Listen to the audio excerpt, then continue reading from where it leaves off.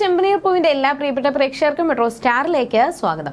അപ്പോൾ നമ്മളെല്ലാവരും എല്ലാ പ്രേക്ഷകരും കാത്തിരുന്ന സന്തോഷ നിമിഷങ്ങളാണ് നമ്മുടെ ചെമ്പനീർ പൂവിൽ സംഭവിച്ചുകൊണ്ടിരിക്കുന്നത്.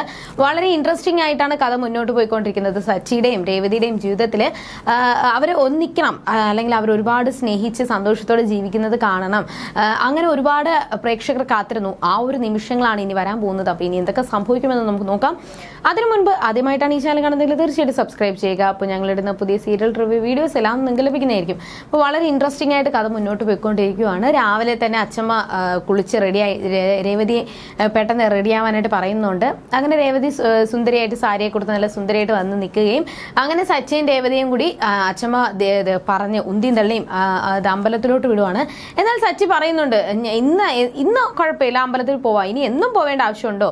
എനിക്ക് പെട്ടെന്ന് പോകണം അച്ഛമ്മേ, എന്തായാലും അവൾ ഇവിടെ നിന്നോട്ടെ, കുഴപ്പമില്ല, എനിക്ക് പെട്ടെന്ന് പോകണം, വണ്ടിയുടെ കാര്യങ്ങളുണ്ട്, ഡ്യൂ അടയ്ക്കണം, പക്ഷെ ഞാൻ പൈസ തരാം, നിനക്കിപ്പോൾ ലോൺ അടയ്ക്കാനല്ലേ, കുഴപ്പമില്ല, ഞാൻ തരാം. ഞാൻ സുധിയൊന്നുമല്ല അച്ഛമ്മയുടെ കയ്യിൽ നിന്ന് പൈസ മേടിച്ച് ഓരോ ആവശ്യങ്ങൾ നിറവേറ്റാനായിട്ട്, എനിക്ക് എൻ്റെ ആവശ്യങ്ങൾ നിറവേറ്റാനായിട്ട് എനിക്ക് സ്വന്തമായിട്ട് അറിയാം. അപ്പോൾ ഞാൻ സ്വന്തമായിട്ട് അധ്വാനിച്ച് ഞാൻ കാര്യങ്ങൾ ചെയ്യത്തുള്ളൂ.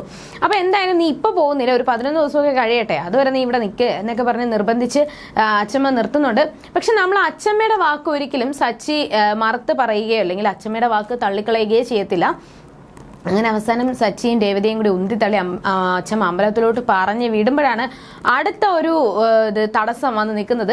സച്ചിയുടെ ഒരു ഫ്രണ്ട് ജിഷ്ണു വരികയും എന്നിട്ട് സച്ചി വാ, നമുക്ക് അവിടെ പരിപാടിയുണ്ട്, നീ പെട്ടെന്ന് വാ എന്നൊക്കെ പറഞ്ഞ് വണ്ടിയും കൊണ്ടാണ് വന്നിരിക്കുന്നത്. എന്നാൽ അച്ഛമ്മ എന്തായാലും വിട്ടുകൊടുക്കത്തും ഇല്ല. അച്ഛമ്മയുടെ ആ ഒറ്റ ഒരു വാക്ക് മതിയോ, അച്ഛമ്മയുടെ ഒരു വിരട്ടൽ മതി എല്ലാവരും പേടിച്ചോടാനായിട്ട്. അങ്ങനെ അച്ഛമ്മ പറയുകയാണ്, അവർ രണ്ടുപേരും അമ്പലത്തിൽ പോകുന്നുണ്ട്, എന്തായാലും ഇപ്പോൾ വരാൻ സാധിക്കത്തില്ല, നീ പോ ജിഷ്ണു എന്ന് പറയുകയും ശരി സച്ചിയും പറയുന്നുണ്ട്, ഞാൻ എന്തായാലും വൈകിട്ട് വരാം എന്ന് പറഞ്ഞ് ജിഷ്ണുവിനെ പറഞ്ഞയക്കുവാണ്. പക്ഷെ ജിഷ്ണു വന്നത് എന്തുകൊണ്ടും നല്ല ഒരു നിമിത്തമാണ് എന്ന് അച്ഛമ്മയ്ക്ക് മനസ്സിലായി. കാരണം ജിഷ്ണുവിനെ അവിടെ ഇറക്കിയിട്ട് ജിഷ്ണു കൊണ്ടുവന്ന ബൈക്കിൽ സച്ചിയും രേവതിയും പറഞ്ഞ് അമ്പലത്തിലോട്ട് വിടുവാണ്. ആദ്യം സച്ചി വിസമ്മതിച്ചുവെങ്കിലും പിന്നെ അച്ഛമ്മയുടെ ആ ഒരു നിർബന്ധം കാരണം സച്ചി വണ്ടിയൊക്കെ എടുത്ത് രേവതിയെ പുറകിലിരുത്തി അവർ രണ്ടുപേരും ഒരുമിച്ച് അമ്പലത്തിലോട്ട് പോകുന്നുണ്ട്.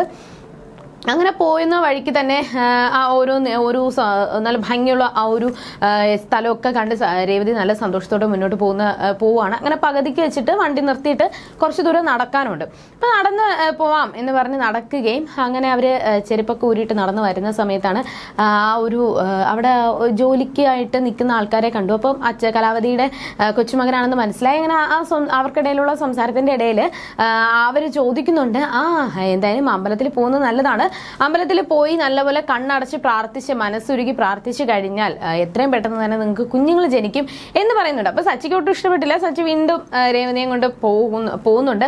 അപ്പോൾ അവിടുത്തെ കാഴ്ചകളും ഭംഗികളൊക്കെ കണ്ട് ആസ്വദിച്ച് പോകുന്ന വഴിക്ക് തന്നെ പകുതിക്ക് വെച്ചിട്ട് ഒരു ചാനൽ കണ്ടു. അപ്പോൾ അത് ചാടി കടക്കണം. അപ്പോൾ സച്ചി പെട്ടെന്ന് ചാടി കടന്നെങ്കിലും രേവതിക്ക് ഇത് പറ്റിയില്ല. പിന്നെ സച്ചി കൈ പിടിച്ച് ചാടുകയും രേവതി വീഴാൻ പോകുമ്പോൾ സച്ചി പിടിക്കുകയൊക്കെ ചെയ്യുന്നുണ്ട്. അങ്ങനെ പിന്നെ അവരെല്ലാം ആ ഒരു സ്ഥലമൊക്കെ കണ്ട് നടന്ന് തിരിച്ച് അമ്പലത്തിൽ എത്തിയിട്ടുണ്ട്. അപ്പോൾ അമ്പലം കണ്ടപ്പോൾ തന്നെ രേവതിക്ക് ഒരുപാട് ഭയങ്കര ഒരു ഭംഗി തോന്നുന്നുണ്ട്. അതുമാത്രമല്ല ഒരുപാട് സന്തോഷമുണ്ട്. ആ വലിയൊരു അമ്പലത്തിൽ നല്ല ഭംഗിയുള്ള അമ്പലം. അങ്ങനെ അവിടെ എല്ലാം തൊഴുന്നുണ്ട്. അങ്ങനെ പൂജയ്ക്ക് വേണ്ടിയിട്ട് സാധനങ്ങളൊക്കെ കൊടുക്കുകയും എന്നിട്ട് സച്ചിയോട് കണ്ണ് അടച്ച് പ്രാർത്ഥിക്കാൻ പറയുന്നുണ്ടെങ്കിൽ ആദ്യമൊന്നും സച്ചി പ്രാർത്ഥിക്കാൻ വേണ്ടി തയ്യാറായില്ല.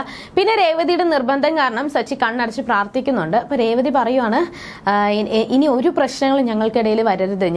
ഞാൻ ആദ്യം സച്ചിയെ വിശ്വസിക്കാൻ വേണ്ടി തയ്യാറായിരുന്നില്ല. ഞാൻ ആദ്യം സച്ചി ദുഷ്ടനാണെന്നാണ് വിചാരിച്ചിരുന്നത്. എന്നാൽ ഒരിക്കലും സച്ചി ദുഷ്ടനല്ല, പാവമാണ്, നല്ല ഒരാളാണ്. ഞങ്ങൾക്ക് എത്രയും പെട്ടെന്ന് തന്നെ ഒരു കുഞ്ഞ് ജനിക്കണം, ഞങ്ങളുടെ ജീവിതം സന്തോഷത്തോടെ മുന്നോട്ട് പോകണം എന്നൊക്കെ രേവതി മനസ്സിൽ പ്രാർത്ഥിക്കുന്നുണ്ട്.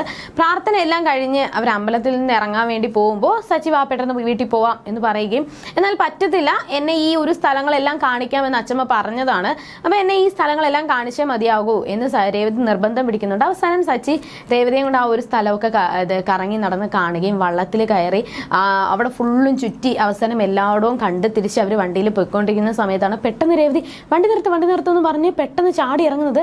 അപ്പോൾ സച്ചി വിചാരിച്ചത് വേറെ എന്തോ സംഭവിച്ചു, അല്ലെങ്കിൽ വേറെ എന്തോ നഷ്ടപ്പെട്ടു എന്ന് പറഞ്ഞ് ചോദിക്കുമ്പോഴാണ് അവിടെ ഒരു മാവ് കണ്ടു. അപ്പം മാവിൽ നിറയെ മാങ്ങയുണ്ട്. അപ്പോൾ ആ മാങ്ങയ്ക്ക് വേണ്ടിയിട്ടാണ് രേവതി വണ്ടി നിർത്താൻ പറഞ്ഞത്.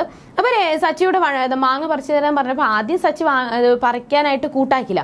അപ്പോൾ ഉടനെ രേവതി പറയുവാണ്, അപ്പോൾ മറ്റുള്ളവരെ പേടിച്ചിട്ടാണ്, ധൈര്യം ഇല്ലാത്തതുകൊണ്ടാണ് മാങ്ങ പറിച്ചു തരാനായിട്ട് സാധിക്കാത്തതെന്ന് കളിയാക്കുകയും പിന്നെ സച്ചി ആ മാവിൽ കയറി കുറേ മാങ്ങയൊക്കെ പറിച്ച് രേവതിക്ക് കൊടുത്ത് അവർ തിരിച്ച് പോകാനായിട്ട് തയ്യാറെടുക്കുമ്പോൾ വണ്ടി പഞ്ചറാണെന്ന് കണ്ടു. പിന്നെ അവർ വണ്ടിയൊക്കെ ഉന്തി ഒരു പഞ്ചർ ഒട്ടിക്കാൻ വേണ്ടിയിട്ട് പോവുകയാണ്. അവിടെ വെച്ചാണ് നമ്മുടെ കഥ ഇന്ന് അവസാനിക്കുന്നത്. അപ്പോൾ ഇനി എന്തൊക്കെയായിരിക്കും സംഭവിക്കാൻ പോകുന്നത്? നമ്മുടെ സച്ചിയും രേവതിയെ ഒന്നിപ്പിക്കാൻ വേണ്ടിയിട്ട് കലാവതി ഒരുപാട് പാടുപെടുന്നുണ്ട്. എന്നാൽ അച്ചമ്മയുടെ ഈ ഒരു തന്ത്രങ്ങളെല്ലാം ഫലിക്കുമോ? സച്ചിയും രേവതിയും ഒന്നാകുമോ? ഇനി എന്തൊക്കെയായിരിക്കും അവരുടെ ജീവിതത്തിൽ സംഭവിക്കാൻ പോകുന്നത്? എങ്ങനെയായിരിക്കും ഇനി കഥ മാറി മറിയാൻ പോകുന്നത് എന്ന് നമുക്ക് വരുന്ന ആളുകളിൽ കണ്ടറിയാം. അതുവരേക്കും ടാറ്റാ ബൈ.